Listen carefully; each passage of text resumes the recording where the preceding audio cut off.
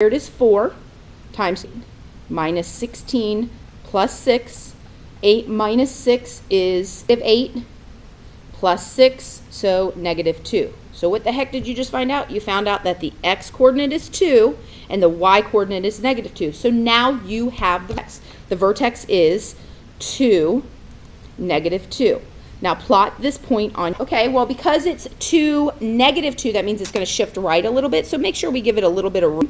So I'm going to put my x-axis to open up, and then I'm also going to shift my y-axis to the side, to the left. The graph's going to go something like that. So let's plot our vertex. The vertex is 2, 2. Now here's our vertex. Oop, let me move that up, sorry. Now, the next step says draw the axis. Well, remember, we said the axis of symmetry was 2.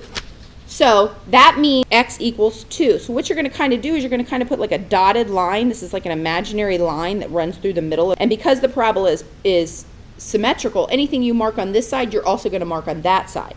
And you need another point. Okay? The nice part is that in standard form, the C term, or in this case 6, is actually our y-intercept. That's where when we graph this line, it's going to cross it. So identify the y-intercept, which is the C term you named in step 1, which in this case is 6.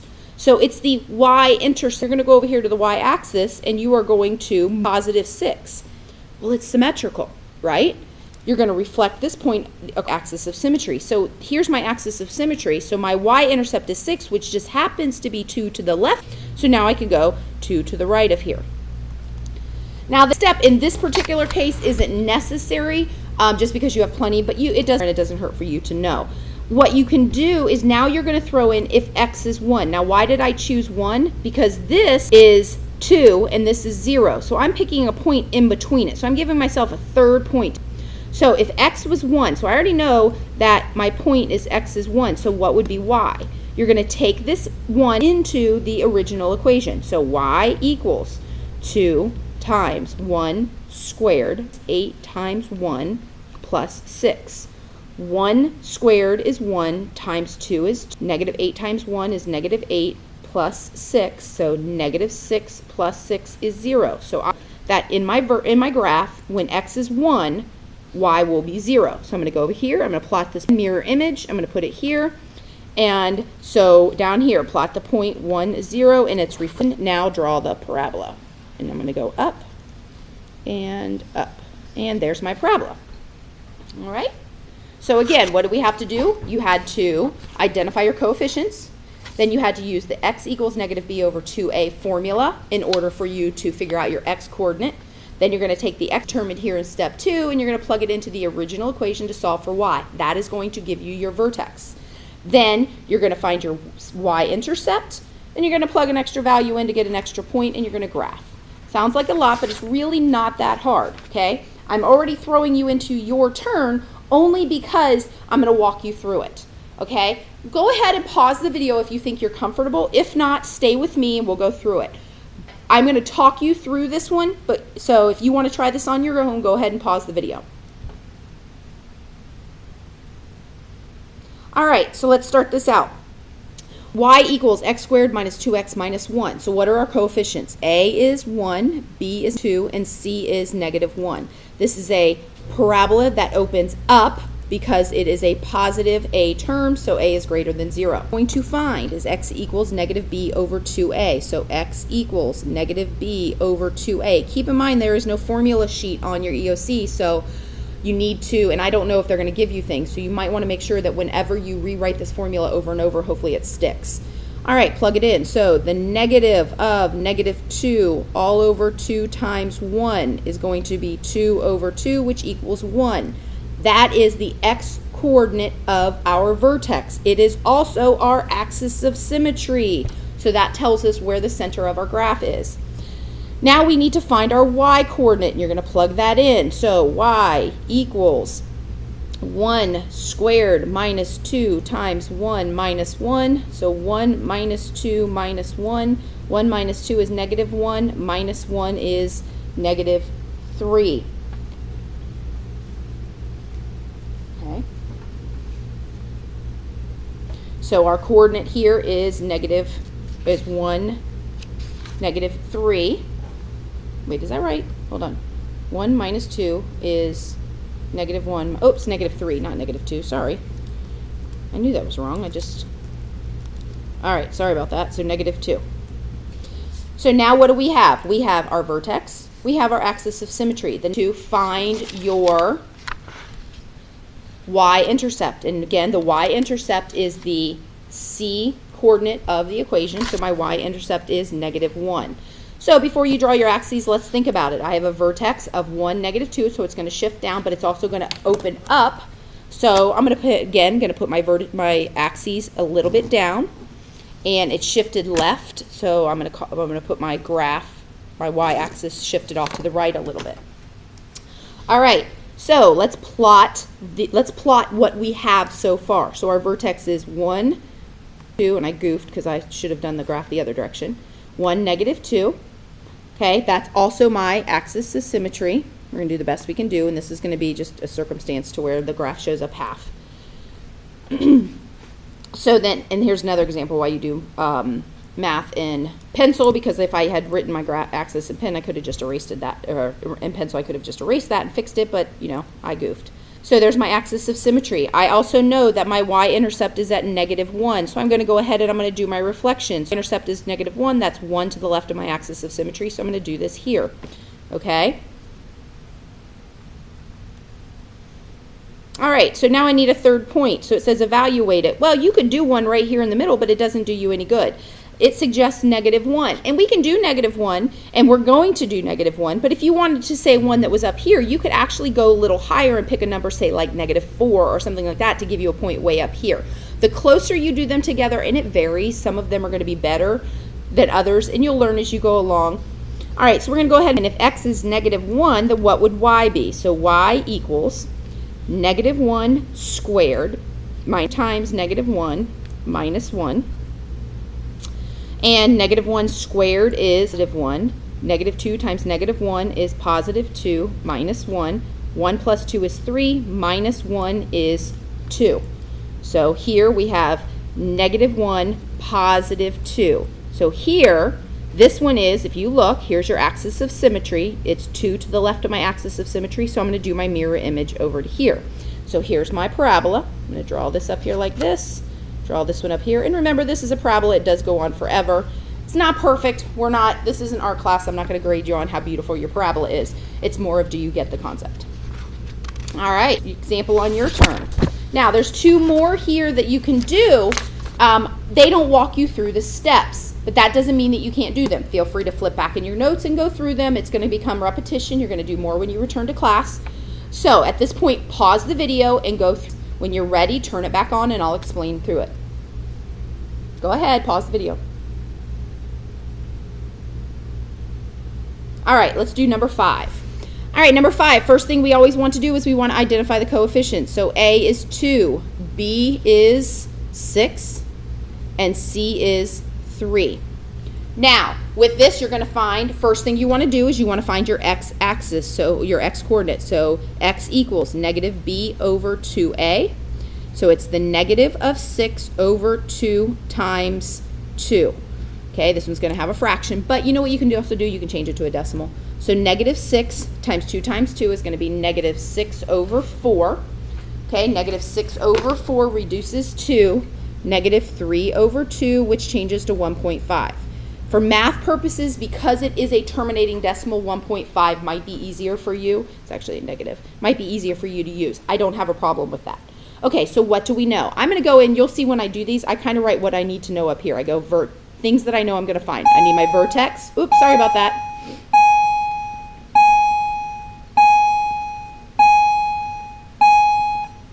I'm going to need my axis of symmetry. I'm going to need my y-intercept. Okay, those are basically the 3 things you're looking for. So we already know our vertex. So our vertex, the first one is negative 1.5.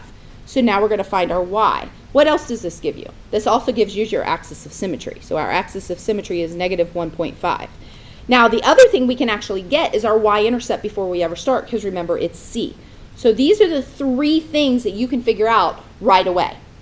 Now take this negative 1.5 and plug it back into the equation. So y equals 2 times negative 1.5 squared plus 6 times negative 1.5 plus 3. Okay, this ends up being 2 times 2.25 minus 9 plus 3. And then after you work this out, you're going to get negative 1.5 again. Okay, so our vertex is negative 1.5, negative 1.5. So again, this opens up. It shifts left and down, and not a huge shift, so we're going to go ahead and just do our graph on here. That's how I'm going to do mine. Okay, so let's plot what we know. Our first graph is negative 1.5, negative 1.5. So that graph is going to be floating like right here in the middle of this square. And then we also know that our axis of symmetry runs right through here. When they're the half marks, be careful. What else do we know? We know that our y-intercept is 3. So we know our graph is going to be way up there. Well, we already have a y-intercept, so we can do a mirror image. So this is 1.5 to the right of the axis of symmetry. So now we need another one that's 1.5 to the left. Now, at this point, you could probably just draw your graph out and be fine. But just for practice purposes, you want to go ahead and find something. For me, this would be a good example to use these lines right here because they're between these two. So if you're going to plug an x value in, let's go ahead and use the x value of negative 1. So if you plugged in a negative 1, so if x equaled negative 1, then you're going to have y equals 2 times negative 1 squared plus 6 times negative 1 plus 3. And when you work this all out, you're going to get y equals, that's what we get. We get 2 times 1 is 2 minus 6 plus 3. So that's negative 4 plus 3 and negative 1. So when x is negative 1, then y is negative 1. So negative 1, negative 1. Do the mirror image, and here's your graph. Okay, there you go. All right, pause video again. Got one more. Sorry about the bell. You're going to hear that a lot. Okay, pause it. All right, last one. We're almost finished. Hold out. We're doing good. A equals negative 1, B equals 3, and C equals negative 2. Now, because this has a negative 1 in the front, that automatically, just like the other form, the vertex form, this one's going to open down. So that's just one of those things that's going to help you. So there's your vertexes. So again, what do we know? We have to figure out our vertex. Not what do we know? What do we need to know? We need to know our vertex. We need to know our axis of symmetry. And we also need to know our y-intercept. Well, the y-intercept is easy. We know our y-intercept is negative 2. Now we're going to find our vertex. X equals the negative b over 2a. You're going to plug that in. So the negative of 3 over 2 times negative 1. So negative 3 over negative 2 is positive 1.5. So back again, vertex is 1.5. Very similar to the one we just did. Use into the original equation. Y equals the negative of 1.5 squared. Notice how I wrote it. The negative stays out front. Plus 3 times 1.5 minus 2. 5 squared is 2.5, but the negative of that, 2.25 is negative. So negative 2.25 plus 4.5 plus minus 2. I'm about to write plus 2. Minus 2. And when you work it all out, you're going to get 0.25. So yes, sometimes you're going to get some that aren't really user-friendly. So our vertex is 1.5 and 0.25. So what do we know before we draw our axes? We know that this is going to open down, and we know that because of the negative out front with the reflection, and we know our vertex is above the x-axis. So I'm going to go ahead and put mine up here.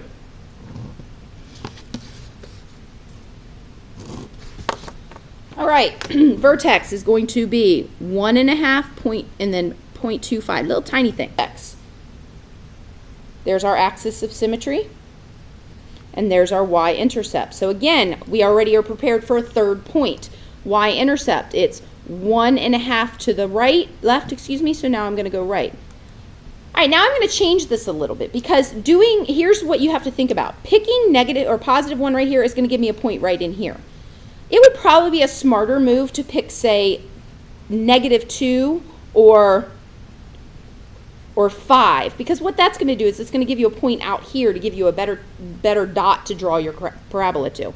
So I'm going to use the point negative, let's use -2. So if x equals -2, and again, I don't mean to throw this off. If you did this on your own, you may have done it differently, and that's not wrong. I'm just trying to give you a little help here. So if x is -2,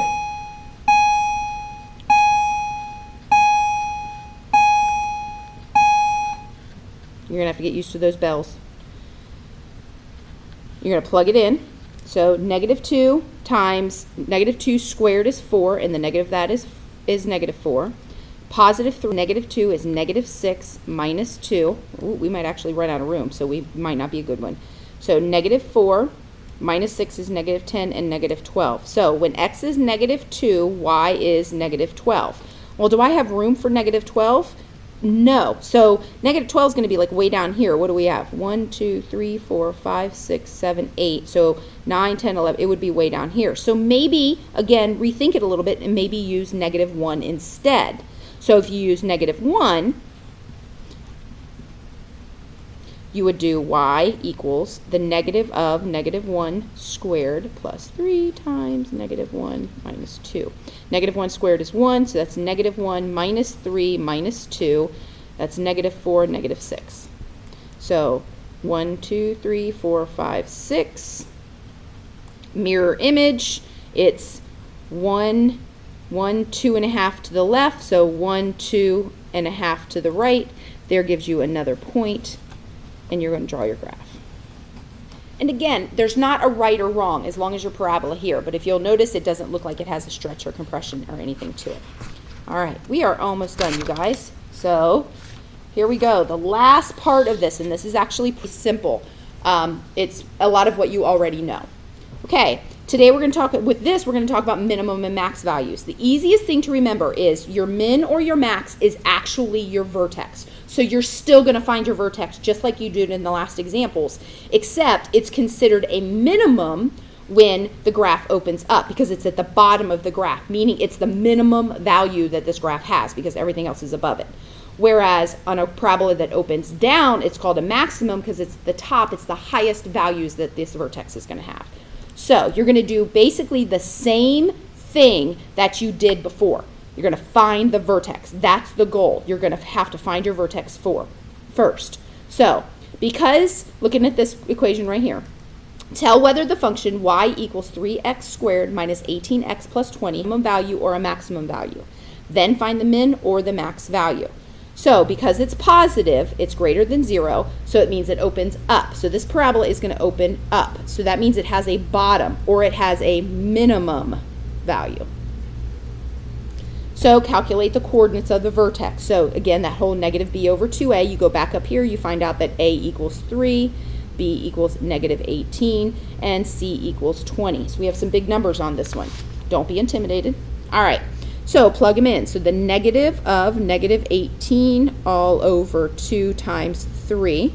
So that's the negative of -18 over 6. So the negative of -3. So 3. So what do we know? That we know the x value of our vertex is 3. Now you're going to plug it back in here. 3 squared is 9. Times 3 is 27.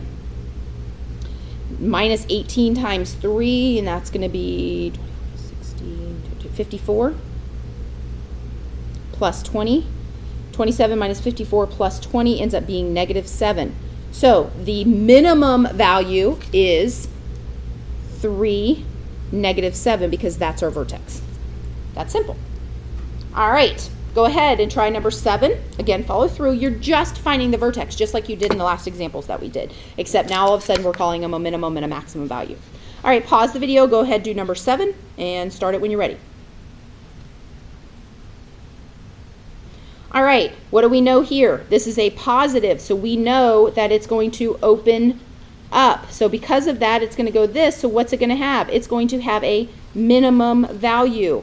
You take your values of 4, 6, and 3. This is your A, this is your B, and this is your C, and you plug them in. So you're going to have x equals -16 over 2 times 4, which is going to give you -16 over 8, which gives you a -2. So that's the x value of your vertex. I'm going to plug that into this equation, and you're going to get y equals 4 times -2 squared plus 16 times negative 2 minus 3. 4 times 4 minus 32 minus 3, and put it in, it's all going to become negative 19. So your vertex, you have, and the way to write this would be, you have a minimum at negative 2, negative 19. That would actually be the way to answer this question. Okay, pause it again. Go ahead and do the next one.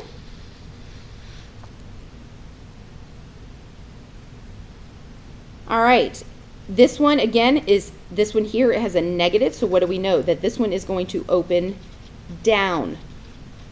So that means it opens down, it has a top, so this one's going to have a maximum. Plug your values in, you're going to get x equals negative b over 2a, which gives you negative of 12 over 2 times negative 3. When you work that out, you should get a positive 2. So the x-coordinate of your vertex is 2.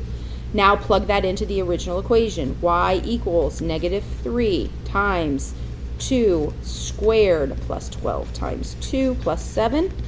And when you work this all out, you should get x equals 19. So in this situation, you have a maximum at 219. All right. That is it for the notes. Go ahead and make sure you bring these to class tomorrow. They are your ticket to get help. You'll be working on your worksheet when you return, and then I'll be able to help you. But if you do not have your notes with you, I'm not going to be able to help you. Make sure if you have any questions, you mark them off to the side on your margins, and you're able to ask me questions when you return tomorrow. All right, see you soon.